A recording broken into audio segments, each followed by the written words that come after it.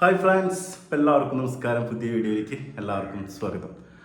Shanavas K Bavakutty സംവിധാനം ചെയ്ത ഒരു കട്ടിൽ ഒരു മുറി, നല്ല പേരല്ലേ. അതുപോലത്തെ ഡിഫറെൻ്റ് ആയിട്ടുള്ള ഒരുപാട് പേരുകളുള്ള മലയാള സിനിമ വന്നിട്ടുണ്ട്. അപ്പോൾ ഈ പടത്തിന് കയറാനുള്ള മെയിൻ റീസൺ എന്ന് വെച്ചാൽ ഇയാൾ തന്നെയാണ്, ഷാനവാസ് കെ ബാവക്കുട്ടി.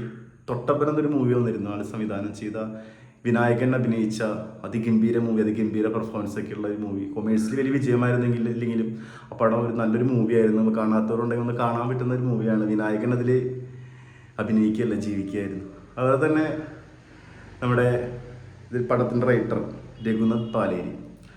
രഘുനാഥ് പാലേരി ഒരുപാട് പടങ്ങൾ ചെയ്തു വെച്ചിട്ടുള്ള ആളാണ്. ഒരുപാട് ആൾ ഈ പടത്തിൽ അഭിനയിച്ചിട്ടുണ്ട് കേട്ടോ. ഒരു റോൾ ചെയ്തിട്ട് നല്ല റോളായിരുന്നു ഈ പടത്തിൽ ആൾ ചെയ്തിട്ടുള്ളത്. അപ്പോൾ അവർ രണ്ടുപേരും നിൽക്കുന്നൊരു മൂവി. പിന്നെ കാസ്റ്റിംഗ് എടുക്കുകയാണെങ്കിൽ ഹക്കീം ഷാ, പ്രിയംവദ, പൂർണിമ ഇന്ദ്രിയത്ത്, കാലങ്ങൾക്ക് ശേഷം തിരിച്ചൊരാൾ പടം ചെയ്തതാണ്.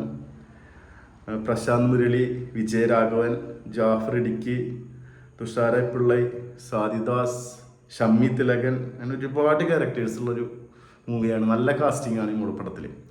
ഫിലിം എന്ന് വെച്ച് കഴിഞ്ഞാൽ വളരെ പ്രതീക്ഷയോടെയാണ് പോയത്. അതുകൊണ്ട് തന്നെ ഈ പടം എനിക്ക് വളരെ നിരാശയാണ് തന്നത്. പക്ഷെ ഈ പടത്തിൽ ഒരു ചെറിയൊരു പ്ലോട്ടുള്ളൂ, ഇത്രയുള്ളൊരു പ്ലോട്ട്, അത് ഇങ്ങനെ കഥ പറയാൻ ശ്രമിച്ചു. പക്ഷെ ഒരുപാട് ആളുകൾ അത്രയും കാസ്റ്റിംഗ് കൊണ്ടുവരുന്നുണ്ട്. അവർക്കൊക്കെ ഒരു സ്പേസ് കൊടുത്തിട്ട് കഥ പറഞ്ഞിട്ട് ചെറിയൊരു സാധനമാണ്, ചെറിയൊരു സ്പേസ് ഡെവലപ്പ് ചെയ്യേണ്ട കാര്യമുള്ളൂ. പക്ഷെ അതിന് ഇവർ ഒരുപാട് കാര്യങ്ങൾ കണക്ട് ചെയ്ത് പടം തുടങ്ങുന്നത് മുതൽ തന്നെ ഇതാണ്. ഹക്കീം ഷാ എന്നൊരു നടനെ നമുക്കറിയാം. ആൾക്കൊരു റോള് കൊടുത്ത് ഞങ്ങൾ നന്നായി ചെയ്യാൻ പ്രണയരാസിലൊക്കെ ചെയ്തു വെച്ചിട്ട് നമ്മൾ കണ്ടു പല പടങ്ങളും. നല്ല കഴിവുള്ള നടനാണ്. ഒരു നല്ലൊരു ക്യാരക്ടർ കൊടുത്തു കഴിഞ്ഞാൽ നന്നായി ചെയ്യാൻ പറ്റും. നല്ലൊരു സ്ക്രിപ്റ്റും നല്ലൊരു ഡയറക്ടർ കയ്യിൽ കിട്ടിക്കഴിഞ്ഞാൽ അടിപൊളിയായിട്ട് ആൾ ചെയ്യും. അപ്പോൾ ആളൊരു ടീമായിട്ടൊരു ബിസിനസ്സൊക്കെ തുടങ്ങി പൊട്ടി അതിൻ്റെ ഉള്ളിൽ ഗുണ്ടകളുടെ വിളയാട്ടം പലിശക്കാരെന്നൊക്കെ ഓടി ഒളിക്കുന്നൊരു ക്യാരക്ടറാണ്. കാറിൽ താമസം കാര്യങ്ങളൊക്കെ ആയിട്ട് നടക്കുന്നൊരു ക്യാരക്ടർ. അതിൻ്റെ ഇടയിൽ നമ്മുടെ പൂർണിമ ഇന്ദ്രിയത്ത് വരുന്നുണ്ട്. ആളൊരു അക്കമ്മ എന്നുള്ള ക്യാരക്ടറാണ്. ആ ക്യാരക്ടർ അടിപൊളിയായിട്ട് ചെയ്തിട്ടുണ്ട് കേട്ടോ. അത്ര ഏജ് തോന്നിക്കാത്ത രീതിയിൽ വെച്ച് കഴിഞ്ഞാൽ നമുക്കറിയാം 60-65 വയസ്സായ എൻ്റെ ഒരു കൂട്ടുകാരൻ്റെ അമ്മാമ്മയുണ്ട്. ആൾ കണ്ടത് 45 വയസ്സ് തോന്നിക്കില്ല. അതുപോലെ ഈ പടത്തിലൊരു ക്യാരക്ടർ എന്ന് വെച്ച് കഴിഞ്ഞാൽ, പൂർണിമയുടെ ക്യാരക്ടർ എന്ന് വെച്ച് കഴിഞ്ഞാൽ ഒരു മകള് വലിയൊരു മകളുള്ള ഒരു സ്പേസ്, ആ ഒരു പ്രായമുണ്ട്. അപ്പോൾ ആ ഒരു സ്പേസ് ആ ക്യാരക്ടർ ആൾ നല്ല രീതിയിൽ ചെയ്ത് വെച്ചിട്ടുണ്ട്. അവിടെ ചെറുപ്പമായിട്ടാണ് അതിൽ തോന്നുന്നത്, ഒരു നെഗറ്റീവ് അല്ല.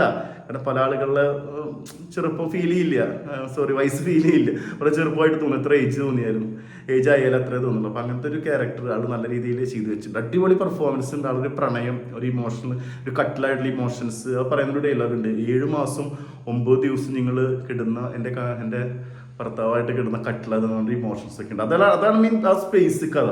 ആ ഒരു വീട്ടിലേക്ക് ഒരു ആൾ കടന്നു വരികയാണ്. അപ്പോൾ അവർ തമ്മിലുള്ള കുറച്ച് ഇമോഷൻസ് കാര്യങ്ങളൊക്കെ അവർ ഡെവലപ്പ് ചെയ്യുന്നു. ക്ലൈമാക്സിൽ അവസാനത്തെ ഒരു 20 മിനിറ്റ് എനിക്ക് ഭയങ്കര കുറച്ച് കാര്യങ്ങൾ കണക്ട്, അതാണ് ആ കഥയിലുള്ളൂ, ഈ ഫിലിമിലുള്ളൂ. ആ ഇമോഷൻസ് അത് നല്ല രീതിയിൽ ഡെവലപ്പ് ചെയ്തിട്ട് 2 മണിക്കൂറിൽ അവസാനിപ്പിക്കേണ്ട കാര്യം ഉണ്ടായിരുന്നുള്ളൂ. 2 മണിക്കൂർ കുറഞ്ഞാലും കുഴപ്പമുണ്ടാവില്ല. ഇതിൽ കുറേ കോമഡികൾ കൊണ്ടുവന്നിട്ടുണ്ട്. പക്ഷെ ചില കോമഡികളൊക്കെ വർക്കൗട്ടായി തോന്നി. ഇത് ഷമ്മി തിലകനും ഭാര്യയായിട്ടുള്ള കുറേ സീനുകളുണ്ട്, ഭയങ്കര രസമായിട്ട് ചെയ്തിട്ടുണ്ട്. അതുപോലെ തന്നെ ഈ ക്യാരക്ടേഴ്സ് കൊണ്ടുവരുന്നതിന്, അതുപോലെ ജാഫർ ഇടുക്കി ഒരു കൗണ്ടറുണ്ട്. ഹക്കീം ഷായുടെ ഫാദറിൻ്റെ റോളാണ്. ഒരു നല്ല രസം പിടിച്ചൊരു കൗണ്ടറാണ്. അങ്ങനെ കുറച്ച് കാര്യങ്ങളുണ്ട്. ഒരു 2 മണിക്കൂർ 10 മിനിറ്റുള്ള പടത്തിൽ നമുക്ക് കുറേ നല്ല ഭാഗങ്ങൾ കിട്ടിത്തരുന്നുണ്ട്. നമുക്ക് ഇമോഷൻ വരുന്നുണ്ട്. ചില ചെറുതായിട്ട് ചിരിച്ചു പോയിട്ടുണ്ട്. നല്ല പാട്ടുകളുണ്ട്. പക്ഷേ ഒരു ഫിലിം എന്ന് വെച്ച് കഴിഞ്ഞാൽ 2 മണിക്കൂർ 10 മിനിറ്റ് പ്രേക്ഷകനെ പിടിച്ചിരുത്താൻ അതിന് നല്ല കണക്ഷൻ വേണം. അറ്റ്ലീസ്റ്റ് ഇങ്ങനെ കുറേ കാര്യങ്ങൾ കൊണ്ടുവന്നാൽ അതൊരു ക്ലൈമാക്സിൻ്റെ അവിടെ ഒരു ട്വിസ്റ്റാക്കി, അതുപോലെ തന്നെ ഇൻ്റർവെല്ലിൽ ട്വിസ്റ്റാക്കി ക്ലൈമാക്സിൽ അത് കണക്ഷനെ കൊണ്ടുവന്ന് നല്ല രീതിയിൽ അവസാനിപ്പിക്കാൻ പറ്റിയ സംഭവം ഈ പടത്തിലുണ്ടായിരുന്നു. പക്ഷെ അത് ചെയ്തിട്ടില്ല.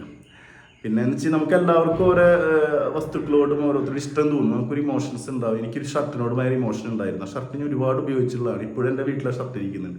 പക്ഷേ ആ ഷർട്ട് ഇട്ട് പോയ ദിവസം എൻ്റെ ലൈഫിൽ ഒരുപാട് കാര്യങ്ങൾ നടന്നുള്ള സംഭവമാണ്. അപ്പോൾ ഇതിലൊരു ഇമോഷൻ എന്ന് പറയുന്നത് കട്ടിലാണ്. അപ്പോൾ അലമാര ഇമോഷനായിട്ടുള്ള പടമൊക്കെ നമ്മൾ കണ്ടിട്ടുണ്ട്, അലമാര മെയിൻ ക്യാരക്ടറായിട്ട്. അപ്പോൾ ഇതിൽ ഈ സംഭവം ഡെവലപ്പ് ചെയ്തുള്ളതൊക്കെ ആൾ ഒരു നല്ല രീതിയിലേക്ക് പറയാനുള്ള സബ്ജക്റ്റ് അവിടെ ഉണ്ടായിരുന്നു. പക്ഷെ അത് പരാജയമായി ചെയ്തു. സ്ക്രിപ്റ്റ് എല്ലാം മൊത്തത്തിലൊരു പടം ഒരു കണക്ഷൻ കിട്ടാതെ അങ്ങോട്ടുകൊണ്ടൊക്കെ പോയി. എങ്ങനെയൊക്കെയോ കുറേ ആൾക്കാർ നന്നായി പെർഫോം ചെയ്തു.